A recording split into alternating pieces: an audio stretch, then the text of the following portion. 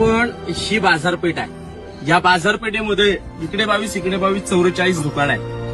44 दुकानामध्ये कुठल्याही दुकानावरती आपल्याला कोरीव बांधकाम पाहायला मिळत नाही. या दुकानावरती कोरीव बांधकाम पाहायला मिळतं. हे नागापा सिटी कर्नाटकचे व्यापारी होते. बाजारपेठेला काही कमी जास्त लागलं तरी आणून द्यायची. एक दिवशी असं झाला की नागापा सिटी या बाजारात आले. ज्याने ताजमहल बांधला त्याची 3 बोटं कलम केली. ज्याने रायगड बांधला त्यांना नावाची पाटी तर दिलीच. मग राजाने नागापा सिटीला सांगितलं.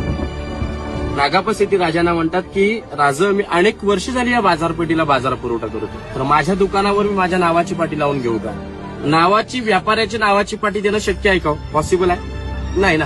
कारण व्यापारी आहेत, ज्याने स्वराज्यासाठी रक्ताचे पाड घालून त्यांच्या नावाची पाटी नाहीये. नाहीतर आपल्या राजांच्या कुठल्या गडावरती नावाची पाटी नाही. व्यापाऱ्यांची नावाची पाटी देणं कसं शक्य आहे? नावाची पाटी तर देऊ शकत नव्हते, पण राजे त्यांना नाराज सुद्धा करू शकत नव्हते ना, कारण व्यापारी आहेत. सगळा डेटा त्यांच्याकडे आहे बाजाराचा. करणार काय? पण राजे ग्रेट होते.